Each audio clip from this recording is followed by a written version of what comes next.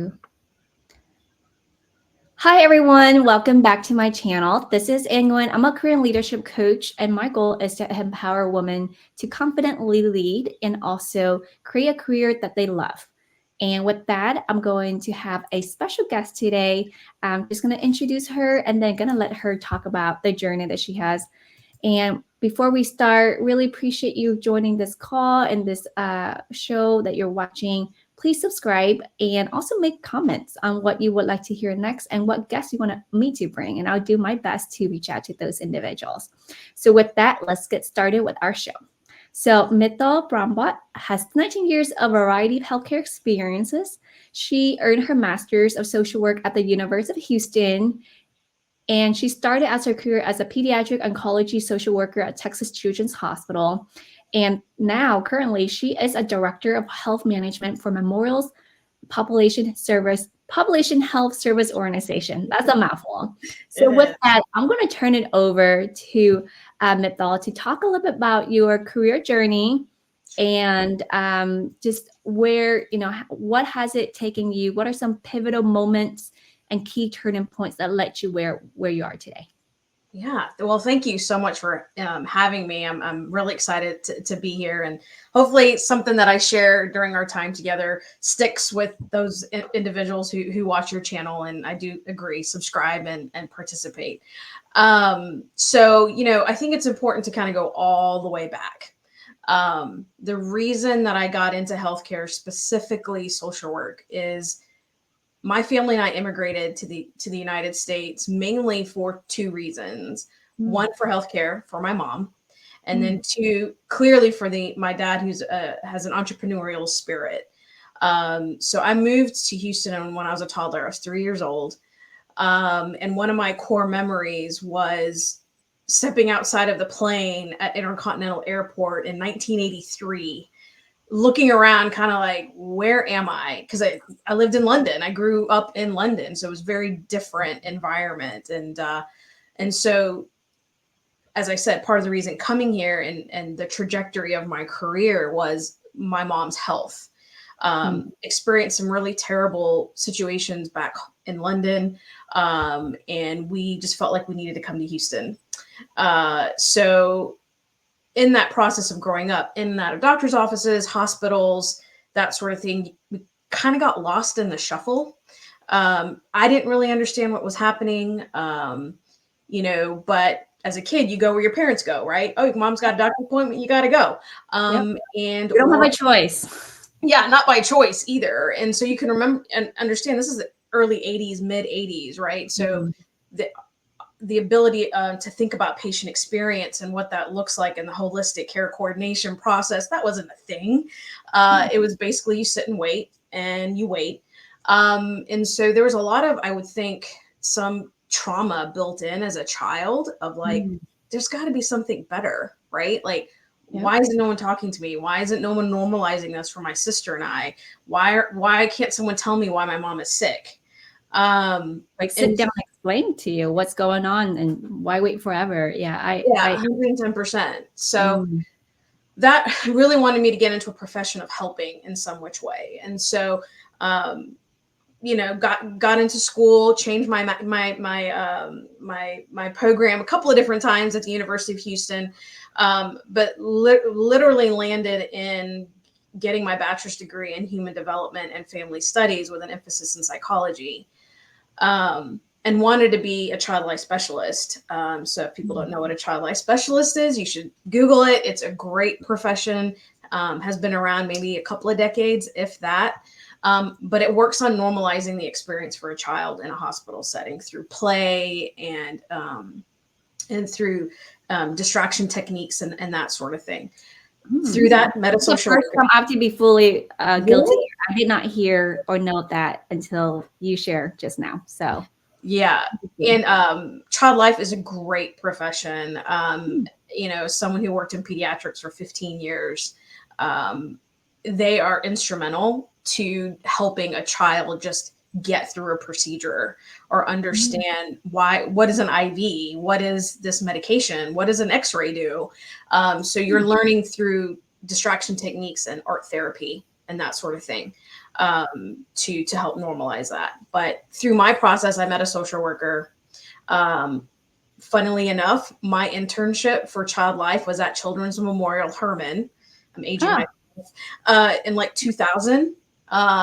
So that was my From a first full circle, it seems full like. circle. Exactly. That's my story. That's what I'm sticking to. So yeah, I went to school to get my master's in social work and, started my pediatric oncology journey in 2005 at Texas Children's. Really young, behind the ears, green, thought I could take over the world. I'm going to fix everything. Um, it was very humbling working with children who are battling cancer and the amount of grief and bereavement that you're working through with these children and with their caregivers, and as well as yourself, because you're also human. And you're Yeah. thinking, God, I'm 25 years old. I can't imagine having, a 5-year old that, has a life threatening illness and may or may not survive. So Wow. it really changed me very early on in my career of what can I do better? How can we do better? What do we need to help our patients and families? And so I give you all of that color just to know that everyone has a story. And, just because I'm in the position I'm in now, it came through a lot of trial and error, right? And a lot of experiences that changed me from the core to say, we've got to do better by our people, and whether you're an adult or a child, everyone needs to be heard. Um, and That's so, like our deepest need, right? To be heard and to be loved and to be seen. Just like exactly, what I think Oprah mentioned, like she interviewed the world lead, champions, athletes, yeah, politicians, and at the end of her interview, they always say, "Did that sound good? yeah, Did I do okay?" It comes down to, did what I say matter? Did you hear me? Am I yeah, being seen? yeah, So yeah, and I think it takes a special heart to do pediatric oncology first and foremost. So thank you, because my first job out of my residency was at MD Anderson, which helped take care of internal medicine patient that either have cancer or had cancer, and yeah. it takes a special heart. So yes, please continue. Thank you for that. It, like I said, it has colored me throughout my journey into leadership to understand that, you know, a patient is beyond their MRN number and their diagnosis. It's really getting down into the nuts and bolts of like who they are and what they need. And how can we get them that without sacrificing care or sacrificing access or whatever that may be.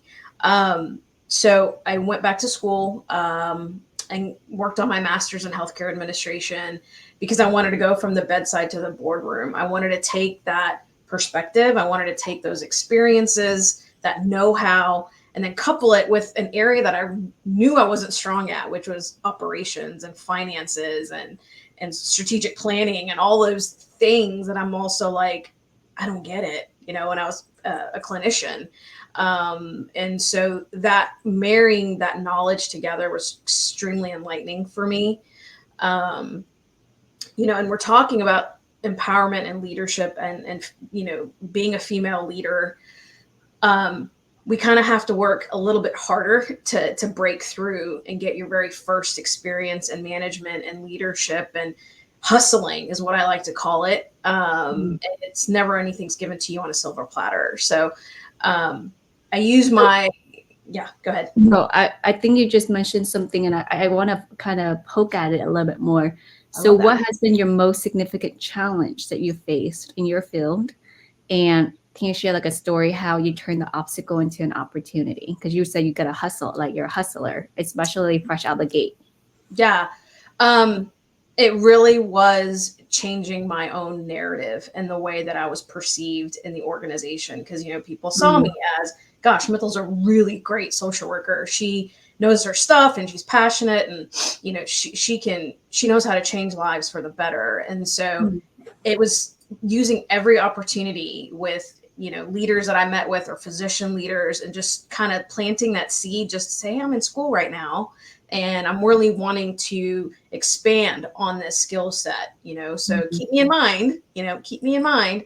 Yeah. Um, and a lot of doors shut in my face. I can't even begin to tell you how many interviews I went on, um, after I graduated, and I was completely disheartened, but I never gave up.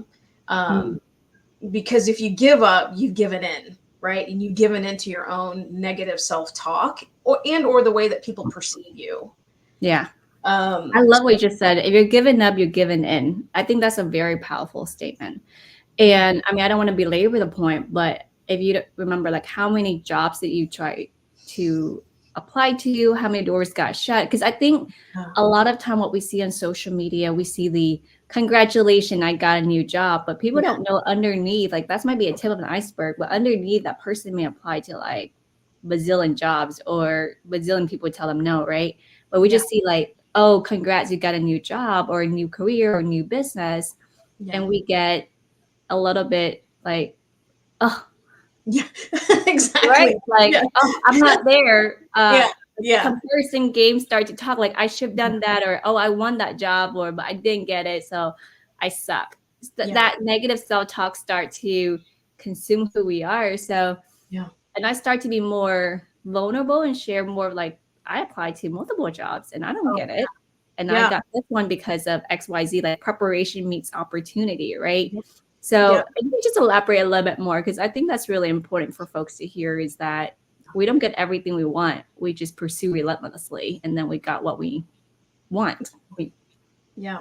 I love that because I'm a firm believer on pursuing relentlessly. I'm like, it's like I don't like the saying a dog with a bone, but it really is a woman with a mission and a vision.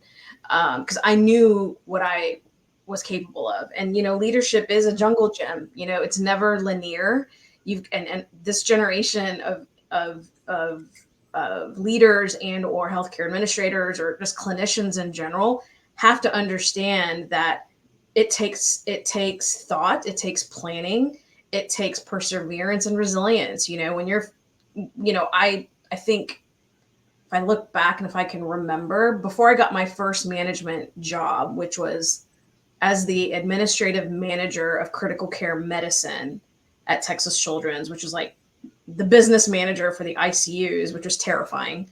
Mm. Um, I think it was like four or five different positions I applied for, and I always got to like the very end. I was like one of the last three or the one of the last Mm. two, but I never could get over that hump. Mm. I just did not allow it. My parents taught me to never give up, right? They're like, we came to America to give you guys a better life. We Mm. never gave up. They were working 3 jobs. They were hustling. They were showing my sister and I what it means to put in work. Mm. And so I had an individual that took a chance on me, and she was like, "Okay, Mital, come on, let's go, let's bring you in."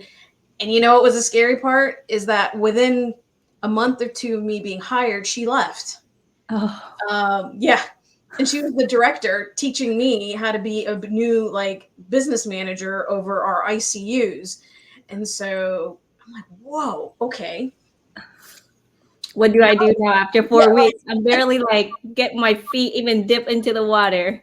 yeah, like I've not managed people before, and I managed multi-million dollar budgets before, and I don't know what you mean by a pro forma. What does that mean? Oh, Mm. you want me to figure out licensing and credentialing for physicians? What does that mean?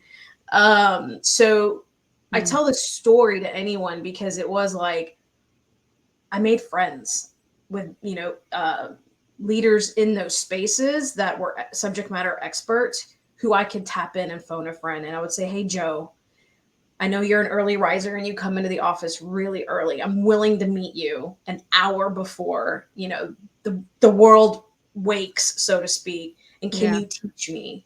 Can you teach me? Can you teach me?" Legitimately, week after week, day after day, I was there. And then working late as well, but with phone a friend opportunities to teach me.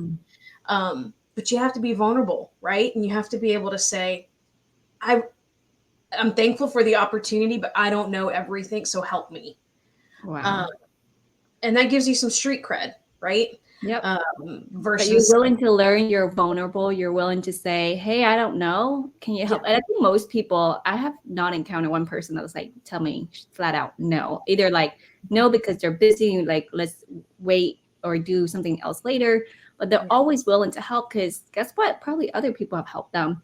I yeah, think that's like the biggest hump is trying to get over that, our own fear, our yeah, own story to yeah, ask for help. So yeah. I'm so proud of you for doing that and very early into that management career, right?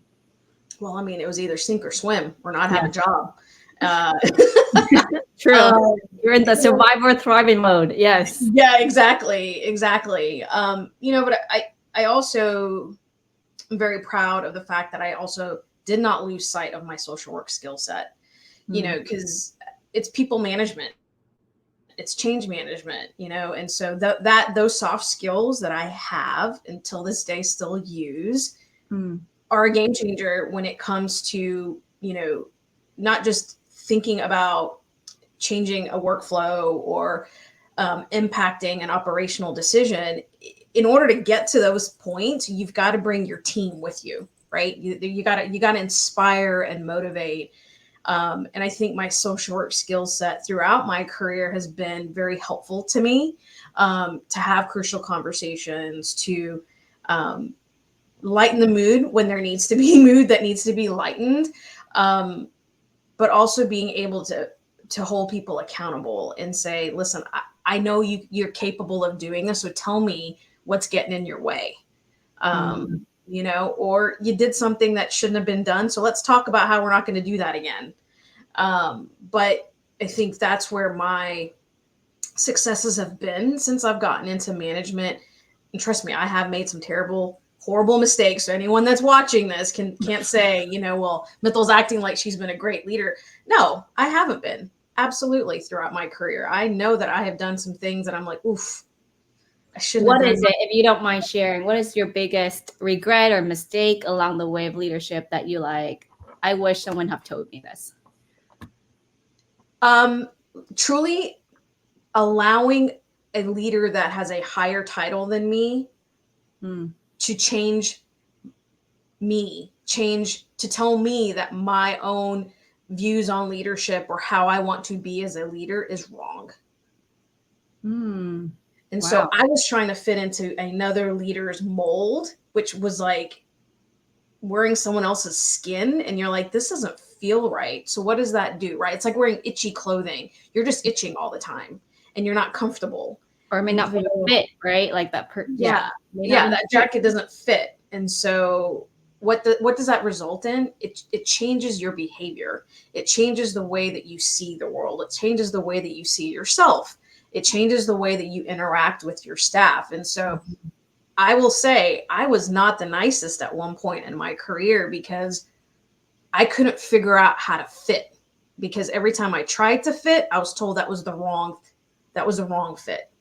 Mm, And I have made it a mission to myself to never be that type of leader. It's like, this is who you want to be. You want to be authentic and open and true. 110% I will support you.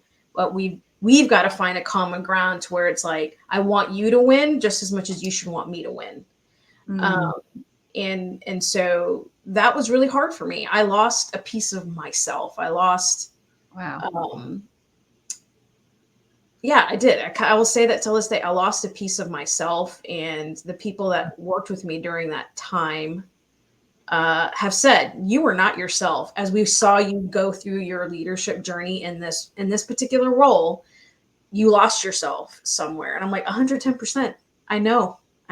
I did. Mm. Um, So if I'm gonna dive a little bit deeper, yeah. what did you think, or currently looking, reflecting on the back view mirror, what made you or drove you to adopt that leadership style of that supervisor or whoever above you? Like what caused you or motivate you to adopt into that mantra that you need to fit into his or her mode? It was an environment that was kind of fearful. I was scared Mm, because I didn't feel like I was good enough. And that's a terrible thing to say out loud. I shouldn't say it's a terrible thing. I own it. We should all own it when we have moments of like, we're second guessing ourselves and saying, well, am I really worthy of this position? Am I really, am I strong enough to stand on my own 2 feet and push back? Or this person's really telling me, no, you're not ready yet. You're not really good at that. So let me tell you how to do it. Right? Let me tell you how to say that. Let me tell you how to present that in a meeting. Those are okay if done in the right mindset and with the right reasoning behind it. But for me, it created a very fearful, anxiety-ridden time where I was like, oh, I'm not doing anything right. And I'm so scared to go into that meeting because what if I say something wrong? Because after that, I'm going to have a one-on-one about it. And so, yeah, I think it was just a continual, like, not being given words of empowerment and validation. It was always you could have done better, or, that didn't go well. And let me tell you why. Okay, well, appreciate it, but at least pepper in something to say, hey, Mital, but here's one thing that I saw that you did really well. So let's focus on how to like make that even stronger for you so that when there's moments where you're kind of unsure, it's not this glaring uncertainty, right? So that was a hard lesson learned. And I have made sure that I don't do that here in my current position. I've taken a lot of those lessons and I'm just trying to teach my own leaders, that this is my recommendation, let me meet you where you're at. And here's my recommendation, or here's my feedback for you. And I think that's a lot of a better way to build a relationship and a trusting environment with your leader. Absolutely. And I think you mentioned something that I think it resonates with a lot of folks who may listen to this, is that the not enoughness, right? Like, I hate to use the word imposter phenomenon, but because if we step into a role that is new, it's okay that you don't know. But when you compound that with others, people telling you don't know, you're not good enough, it just makes you feel, yeah, right. And then so you try to succeed further by trying to work harder and hustle. And then that's where you start to adopt things that, okay, I need to do it this way because I guess I don't know enough. Yeah. And you lose sight of who you are. So that sounds like that was the situation that you were in, is that it compounds so many different things, like the inner self-talk of like the self-doubts, but then externally you don't have the reinforcement say, it's okay, you can do this better. Yeah. And that's unfortunate, right? But I think you learn from good, great, and leaders. And I feel like sometimes you learn from the bad bosses too, as well. And you adopt things that works for you and just like along the way, right? And you've learned that to do something similar for your team. You kind of mentioned a little bit about the mentor that helped you and tell us about any other mentor that made a significant impact on your career, and especially when you were in that situation, did you know to get out of it yourself, or was there someone else that lent a helping hand and say, Mital, come with me?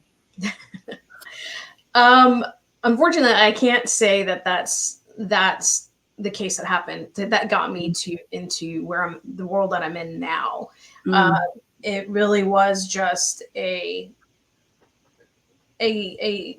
desire that I needed to grow and develop even further. So I just kind of knew that I was, I've done what I can, basically. And so, luckily, the cards are on my side, and, the mentor really that in my current space in the last couple of years, was my boss, actually, that hired me into the position that I'm in now. And it was such a good fit. And I'll tell you why, because I was scared out of my mind to leave a place. And, that was so near dear in my heart. I cut my teeth there. Like, I was a young kid or a clinician when I started, and that's all I knew. So to really just say, okay, Mital, you're just gonna take a leap of faith and you're going to go try something new, completely new in a new organization and all of that. It was when I interviewed with Patty Velke, and hopefully it's okay, I can say her name. But Patty, I just immediately knew when I sat down with Patty, it was like an hour interview turned into like a nearly 3 hour discussion. And we just knew that we fit. We had the same ideology. We had the same passions. We had the same kind of desires and passions in life. But I immediately knew that she would always have my back. And I could feel that from her. And interviews can be either really black and white and cut and dry and kind of boring, or, you've got a dynamic interview and you're like, okay, this is where I want to be.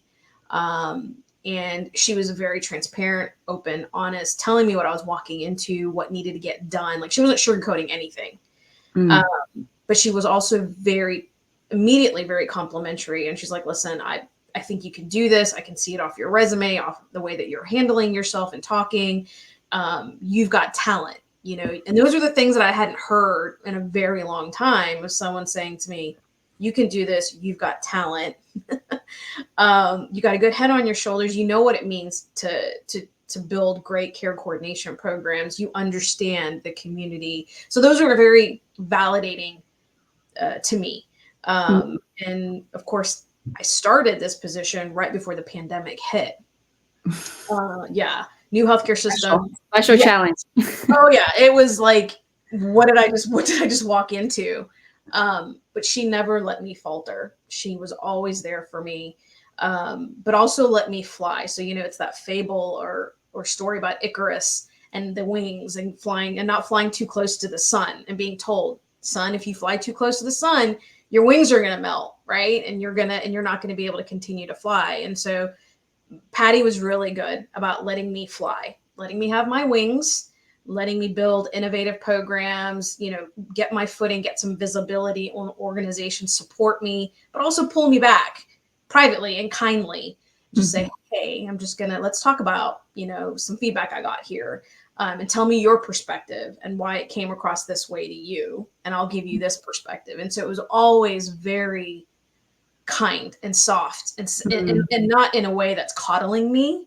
It was a way that was still very uplifting, willing to hear me, but also guide and teach me. And that is what, I love about our relationship. And she's, my leadership structure has changed. So I report to a new leader now, and she's my friend, she will always be my friend now. But I will always speak very highly of her because she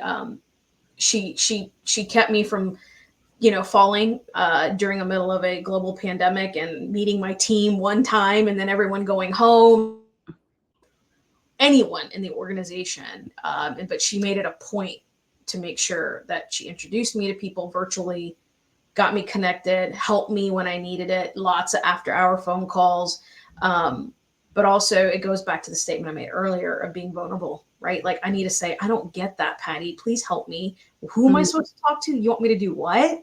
Where do I go? I don't have the data for that, or I'm thinking about implementing this new initiative and this new program. What do you think about it? And she's like, okay, well, do you have this, this, and this? I said, I sure do. She's like, all right, go run and go do it. And I'll support you. Which That's is why beautiful. That's awesome. I mean, she's wonderful. If people don't know her, she's amazing. And knows her stuff and has been in healthcare for a very long time, Wow. Yeah. So so it sounds like that is your biggest pivot career move that you have had thus far in your lifetime. So what is it that your role, what is, give people a little bit flavor of your role, your responsibilities day to day, just so they know if they're interested in something like this, how can they get into a space like this? Yeah.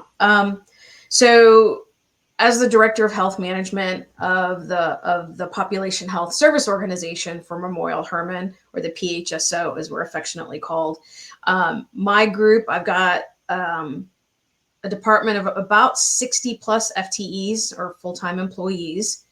I've, 2 managers right now, a colleague of mine who's a pharmacist. She's the director of ambulatory pharmacy. And then we've got a multidisciplinary team of nurses, licensed vocational nurses, social workers, community health workers, health coach, pharmacists and pharm techs, and non-clinical staff. The reason I give that picture is because we're responsible for the care coordination of approximately 400,000 ACO, or accountable care organization, lives. So that means that through our commercial Medicare Advantage MSSP contracts, there are these lives that are attributed to Memorial Hermann. Okay. And for those that don't know what MSSP stands for, can you? The Medicaid Shared Savings Program, MSSP. And then MA is Medicare Advantage. And then you've got your commercial payers like United, Aetna, Blue Cross, and that sort of thing. But it's, if you look at it in a more simplistic way, each of those relationships have a report card.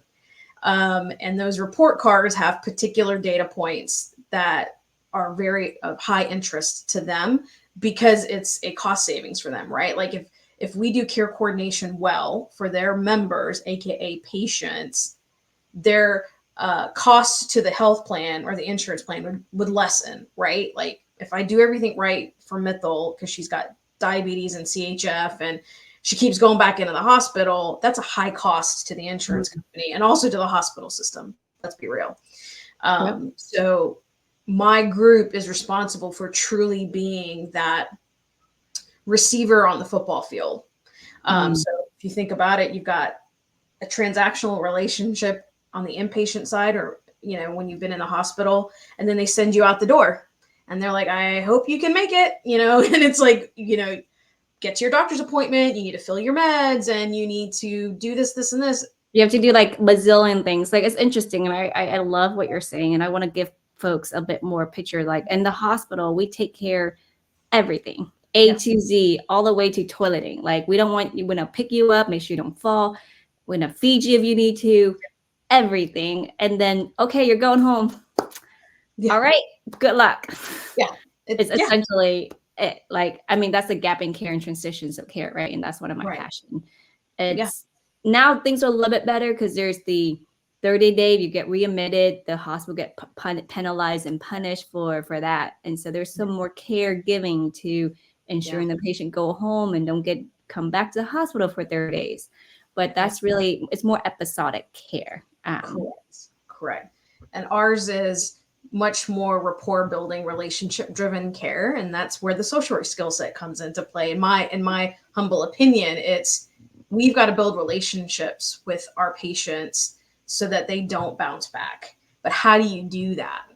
And it just can't be nurse driven. You know, no shade to the nursing profession, because I think they're all amazing. Yet we needed a robust pharmacy team. So when I started, we went from 2 on this team to now we have 10, to where we had 1 social worker. Now we've got, we did have 5. Now we didn't have any community health workers, and now we have 6. So it's understanding that in order to receive the patient post a discharge, you've got to have the right receivers on the field, the right running backs to say, okay, I'm catching you, and then I know who to hand this off to, so that we can get you to the other end of the field, which is at home, comfortably in your community, accessing the resources and the care in the community, so you're not bouncing back into the ER or the hospital unnecessarily. So to your point, so that the hospital system's not getting dinged for a preventable readmission or dinged for a preventable ER visit. So yeah, my team is responsible for that. And we are a hybrid team. So we work from home. I've got some folks that our social workers have campus assignments. So they are embedded at certain Memorial Hermann campuses, go on site a couple of times during the week. But everyone else is doing this telephonically and virtually. So we've had to get really creative and innovative around how do we engage our patients? How do we get them enrolled in our programs? How do we get them to stay in our programs? How do we track the outcomes? And we know that everyone's favorite thing right now is non-medical drivers of health or social determinants of health, or however you want to color it. It's the same, AKA lipstick on a pig type of thought. It's the same thing, right? Yeah. Basically, factors that drives patients beyond their medical necessity. Exactly. And what do you do to prevent it from, or help the patient, value-based care, and really meets the patient where they're at. Just kind of, and that reminds me of this first story that you were sharing, how you were a child and your mom was sick and you were like, what's going on? And now I feel like healthcare is going towards, okay, we're taking care of the patient, but also keep the family members informed, because it's a whole ecosystem, right? It's not an isolated incident or individuals, but this person has a family, has this whole tribe. So you got to include the whole tribe to help. So I kind of, it's interesting. I'm not sure if you've seen like the pattern, how the trends in healthcare, we're not where we needs to be, but we're getting there slowly. So very slowly but surely. Hopefully we'll get there. But it's, you know, it's unfortunately it's taking incentives, right? Like we're having to pay people to do right by another person, right? So CMS, Joint Commission, they're like, you know, you code this, you do it right, we're going to give you some brownie points, right? Because you're addressing SDOH. In my programs and in my department, it's not just I'm handing you a resource sheet. It's I'm going to follow up with you and say, okay, I did an assessment. I know that these are your domains of concern. I'm going to follow up with you. I'm going to connect you with all of these resources, but my job is to make sure that you follow through with that. So we're taking it a step further in our space, is we're always going to make sure, did you follow through? And if you did not follow through, why not? And how can I make sure that you do? It has proven successful as we've made these pivots throughout the years since I've started, to be more of a data-driven, quality-driven department, and not just rely on anecdotal feedback of like, this went well or this went terrible, but okay, explain to me why. You know what terrible means or what works well means. So, you know, all that, right? No, I think it sounds like your model is great. It's more meets the patient where they're at, essentially. And you build a team and really build out a team that helps to put the patient where the middle, like the focus, the patient-centric model, right? As I'm kind of switching gear a little bit here, what are some innovation things that you started when you start this role? And I know there are probably a lot based on all the things that try, but like, what's the one that really hits you that you're like, oh, I've served the patient, I'm here for a reason, like that impact? I mean, there's so many in the last 4.5 years since we've dramatically changed as a department. And one of the top three will be the development of the community care coordination team, which is what we call affectionately the C3T. C3T is comprised of those CHWs and those MSWs and a health coach. Why am I proud of that? It was because it wasn't part of my department when I started. 2, I was able to change the narrative on how people think about those patients of ours who are insured. We tend to always think that the individuals who are uninsured or underinsured need the most help. But if you think about it, when I take it up a level as a social worker that used to work heavily in the community about resources, those are resources that are always available to the uninsured and underinsured. That's a little bit more readily available. We tend to forget about the working poor, right? Like blue collar folks who are like, I got insurance, but that $50 copay is either gas or I go to the doctor's appointment. I mean, I know I'm probably exaggerating on the copay amount, but no, I think you're right on there. I think, or more. Or more, right? So I'm very proud of hearing dialogue in meetings and with our payer partners and saying, okay, well, how are you going to address that? What are you going to do about it? And so being able to go to my leadership and say, I've got an idea. Can you, and Patty, for instance, I'd like to do this. I'd like to get community health workers, and I'd like to build out this team specifically focused on addressing basically Maslow's hierarchy of needs. If I can get your basic needs met, you're really going to end up becoming more involved in your healthcare journey. So, built a brand new program with no guidance, really, built SOPs, workflows, data tracking, new tools in the EMR that were not there before, like our new assessment, an electronic referral, building out all of the marketing as well, just to get people in our community to aware, but also internally aware that there's this team to catch these ACO lives that otherwise would not have been caught. So I do feel like we were ahead of the game, but pioneering, because this program's been around since 2022. So I believe that was during peak COVID times too. That's pretty impressive. Most of the stuff, things get shut down in healthcare and really focus on the need, but you're able to build a program like this. That's incredible. My team knows I will say you never waste a good crisis. So if you can learn from a crisis and build, then why not? As long as it's not causing harm, right? It's causing a benefit. We're developing a benefit add. And so that is one of the programs and the initiatives that I've worked on and built in my tenure here that I'm extremely proud of. They are doing great work.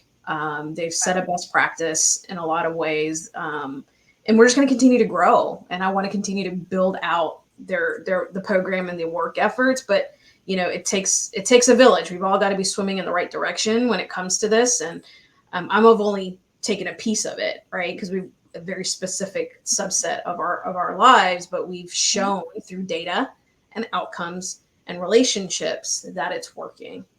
Wow. And we all have to roll in the same direction, because if you're going to go that way, I go this way, we're not going anywhere. We're pretty much going circle. So I think that's really, that's kind of exaggerating, but I feel like sometimes healthcare is like we're going in circle. Like, no, I think this is better. No, I think this is better. Like, no, like let's just all come and synergize and see what, and just test out one solution and keep it going, and then see what's the next. If it doesn't work, we abandon it and move on to the next. But instead of all of us doing our little, because I think everyone who gets into healthcare has a heart to serve. And within our own discipline, we know, this is the right thing because of our expertise is the right thing. But you got to look, and I think that's why I have a love for strategic planning and look beyond the individual tree, but look at the whole forest. Like, does it get us to the next boat? The next direction. So I think what you're doing is quite amazing. And it sounds like you also have some challenging times through your journey. What strategies have you relied on to stay empowered and motivated? And can you share like a story that illustrates this? I laugh because I feel like I've had a uphill battle, or uphill, Mount Everest type climb throughout my career. So every single role that I've had has given me pause at some given point where like, what's going on here? And I guess, I'm trying to think here. Well, I mean, my current position, it really was when I started during the pandemic and it all being an unknown, we're all kind of sitting in that place of fear and uncertainty. And so that to me was very challenging. A new leader in an organization and first time director, had never been one before, working in the adult setting, a team that doesn't trust me from Jane. They're like, I don't know who she is. And having to figure out ways to keep them inspired and motivated and feeling that they aren't having to work 10, 12 hours a day, right? Because I think we all got caught up in that of like, I'm working from home. I'm just going to not get up and move and do all these sorts of things. And so it forced me to also be like 10 times more compassionate and empathetic. Not to, I'm always that way, but it took an extra little bit because I was like, I had to get out of my own way and my own, like, I'm so scared myself as a leader right now I got to make sure that when I'm meeting with my staff once a week, the entire department, we're going to be okay, Yeah. and till this day, I still use the same saying to them whenever I meet with them is give yourself grace and be kind to yourself. Mm. Because if we don't do those things and remind ourselves of that every single day, all of that like pressure and that stress and that anxiety is going to get the best of us. Mm. Um, Absolutely. and I will also say our transition to Epic has been a huge challenge in my career. I am not techie. Oh, But that's right. The more Herman did transition. Yes, you guys were a Cerner. we were Cerner for a good minute. I came from an Epic shop. So when I came in 2020, I was like, but why? Why can't we do these things? And why can't I get my data? Why can't people in the organization see my team's notes? So this last 18 months of being heavily involved in decision making, build decisions, optimization discussions, training, go live. I've been very intentional with that with my group. Communication is key. Over communication was key. But also showing that, yeah, you know what, as your director, I am stressed and my calendar is nuts right now. So when I tell you to be kind and give yourself grace, I need you to do the same for me. Return the favor. Yes. Yeah, return the favor. Let's pay it forward a little bit. But, it was extremely stressful and challenging for me and my leaders.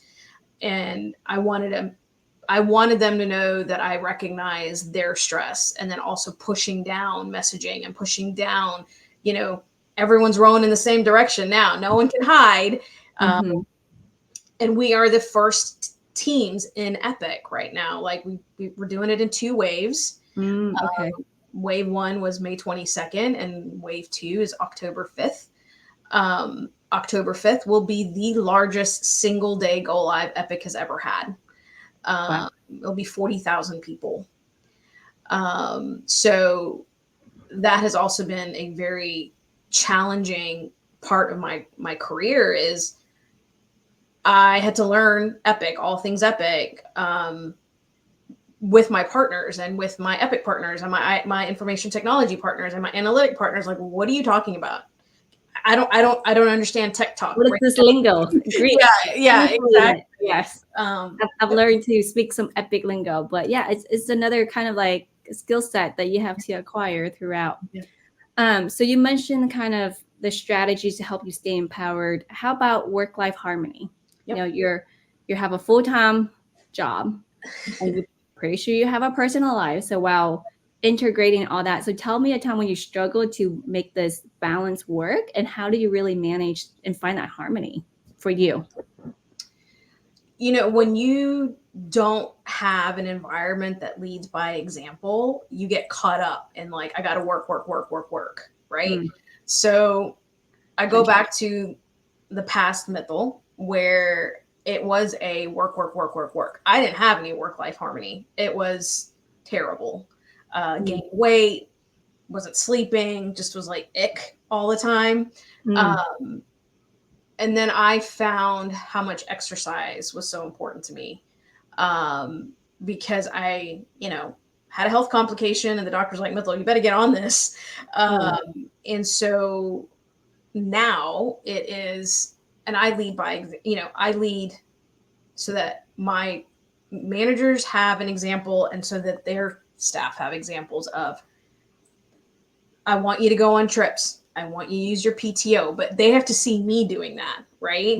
Yes. You can't just say it. You can't just preach. You got to walk the talk. Yeah, right. And and I want them to grow professionally. So I'm like, if I go to conferences or if I'm submitting abstracts and doing those things, go do that. If that gives you joy, it gives me joy. Yeah.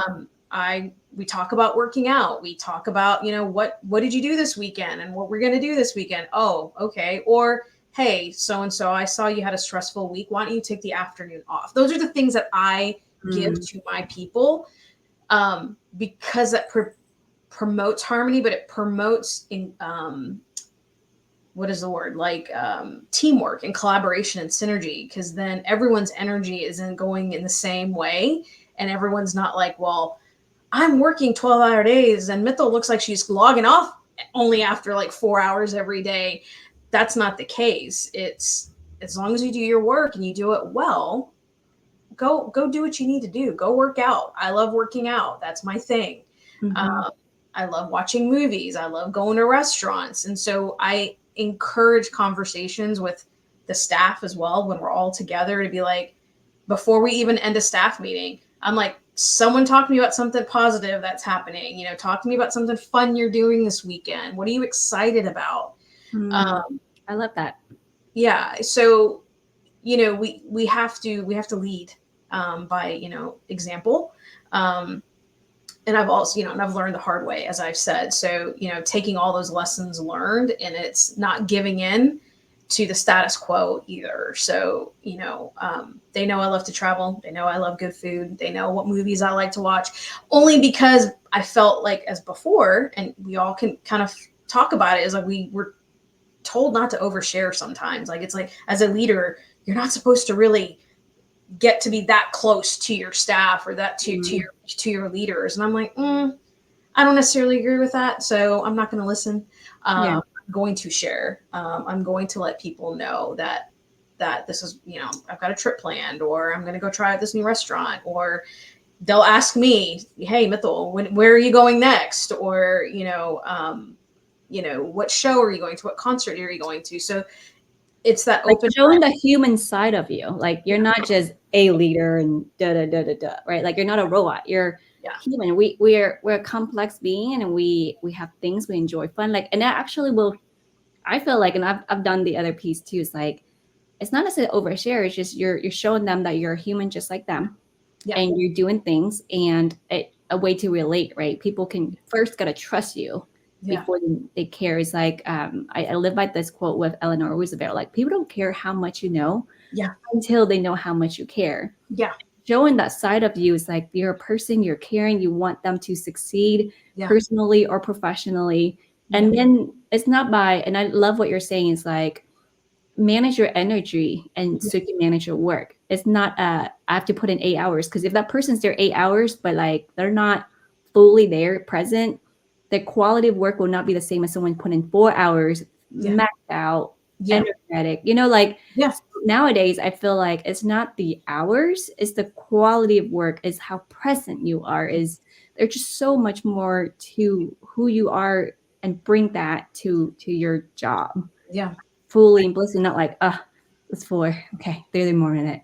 Like it's not, we spend most of our time at work, so we got to be able to really enjoy it. I agree. I agree. I think that's the beauty of the position and the department that I have, and the leaders that I have around me. Very, very blessed. And I love what I do. I love what we do.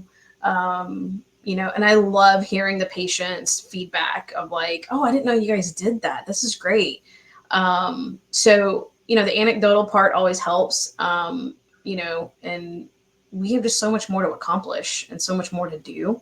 And so I'm just really excited about the time that we've got ahead of us, but also continuing to groom future leaders as well. And I think that's part of what we should be doing as leaders, is grooming others, identifying talent and saying, okay, how can I get you a little bit stronger in that area? Because I really think you'll be good at that. And that's been part of every single position I've also been in, is finding and looking and seeing and observing talent and then giving them opportunities to shine, which wasn't always given to me. And so I'm like, you know what? This is how it made me feel when I was like, God, I'm really good at that. Someone please let me do it.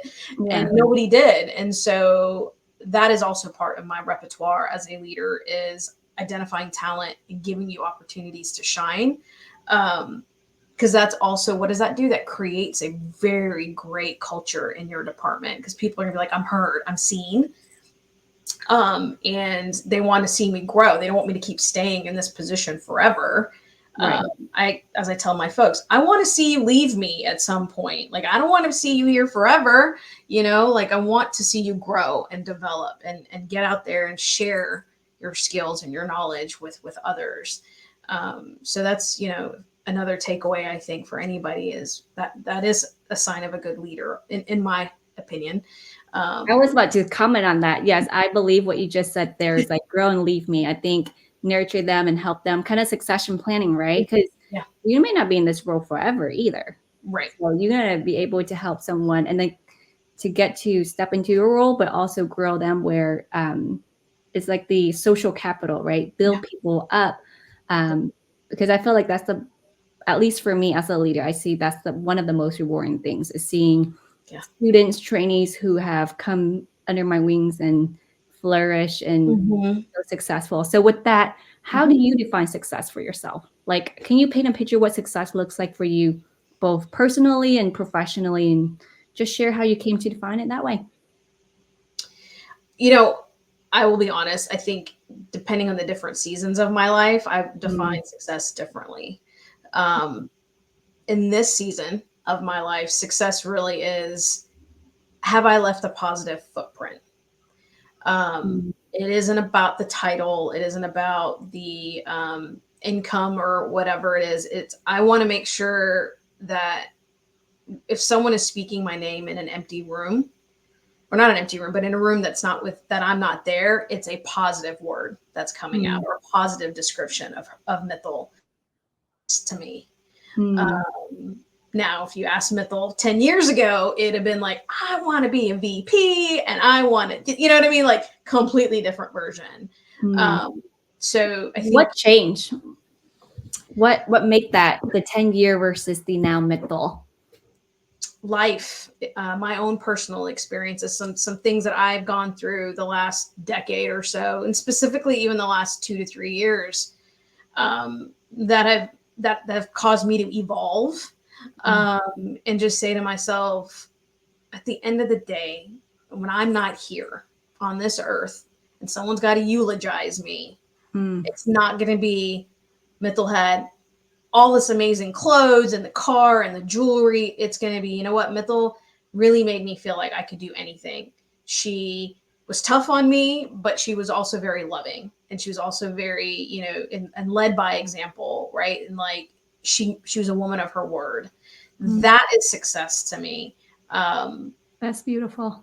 Yeah. And, it's obviously going to change as we get older and life happens. But as I said, it's just because of personal stuff that's happened that has really just made me reevaluate my purpose and what I'm trying to accomplish and for whom. And, my father and my mother have always taught me, if you do right by others, good things will come to you. And that is all I'm trying to do, is just try to do good for others. And that's success to me. Yeah. And you have the heart to serve. I mean, through our conversation, that's the service, right? Servant leadership and service is all over the map, definitely. And I think that really takes a heart to do what you do. So as we're close out, imagine you're speaking to your younger self or someone who is just starting out their career. What heartfelt advice would you offer them about building a career? And I know you kind of mentioned throughout, but just kind of encapsulate it here, maybe top 3 advice. If I was talking to 24-year-old Mital, which is a long time ago, you still look 24 to me. Well, I would tell her to be patient and that good things will come, and to not lose sight of your why. Because I know I did that in the beginning. I was like, I had a completely different version of vision. Because that patience calms your heart and your spirit. And when you're still, that is when you actually see what's in front of you, instead of being in a hurry all the time. And so that is what I would give her, if I was talking to myself in the past, and just to say, be able to look through the trees and don't hurry. Enjoy the moments in these positions, because at that point, once you're still, all those other things will come to play and come to pass. Wow. So we're going to close out with some rapid fire moments. So we're going to ask you a question, just first thing that comes to your mind. Don't overthink it, okay? Okay. What's the one thing you wish your boss had told you early in your career? Finish documentation on time. What is the one lesson you wish school had taught you? Oh my goodness. How to manage my checkbook? Financial, absolutely. Yes. What's one piece of wisdom you wish your mom had shared with you? Oh my gosh. I feel like a mother has given me a lot of wisdom. I wish she would have made sure and been a little bit harder on me to learn how to cook our ethnic food. Like, instead of handing it to me, just force me into the kitchen and be like, and that's just culturally, I think we can relate, but like, just wisdom wise, like, I'm not going to be here. So if you want to eat my food when I'm not here, you got to learn. So, True. I have to say that's on the guilty part. I'm not a great cook myself. I can cook some stuff that are from the boxes, but Vietnamese food is so amazing and some very complex. So I just learned to like, hey sister, can you cook for me? Kind of. So, and I know you kind of mentioned this in the previous questions, but what's one thing you wish your younger self knew? How much the world was going to change, and that you can't stop that from happening. You've got to find your footing and kind of just roll with it. I think because life in the world has changed dramatically in the last 20 some odd years, and I think that's telling my younger self is just to stay firm, stay still, and just I don't want to say go with the flow because I am a planner, but it's more of just allow yourself to just feel and have some fun as well. Yeah, have fun. I think I have niece and nephew who are getting ready for college, and they're very anxious about college and prepping. I was like, "Are you having fun in the courses?" I was like, "I can't. I got to do this AP, this and AP." I'm like, yeah, look, you can have fun. Take a course that you enjoy, So I think sometimes, like you said, slow down, smell the roses, look at the tree, look at the lake before we get to the summit. Yeah. Sometimes easier said than done, for sure. And I was that plan, next step, so fast, but. Yeah, definitely. I think life gets to us. I think my older sister was that way. There's a 5-year difference, and I'm the youngest one, so I kind of had more of the freedom to just kind of like go with the flow and be like, "Oh, I want to try this," and "Oh, I don't want to go." My sister had the trajectory, and still till this day, I will tell her. I said, I will look at her face and be like, "Stop thinking. You're planning while you're supposed to be watching something." And she's like, "How do you know?" And I said, "I can see it. It's already running." I think most women are like that. Like, just learn to breath. Yeah. Relax. Yes. As we wrap up, how can our community stay connected with you and follow your inspiring journey? Yeah. Well, I've got a pretty active LinkedIn page, so feel free to jot down my name and find me there. I'm also actively involved in community events and organizations at like Texas Women's. I'm an adjunct professor there. So if you are thinking about getting your MHA, you likely will be taking a class with me. So yeah, I mean, and if you attend any, conferences like ACHE or RISE or anything from CMSA or ACMA, you'll probably see me there. So yeah, there's multiple ways to find me. There you go. And with that, this is a close. Thank you so much, Mital, for being here. And thank you to those who's watching. I hope you have received some golden nuggets from Mital today. I have learned a few things from her for sure. And with that, subscribe to my channel, post in the comment sections on things you want to learn next, or what's one thing you learned from today. And then and find ways to work with me through the show notes. I'll have information there. And thank you so much again for your time. Until next time. Bye, guys. Bye.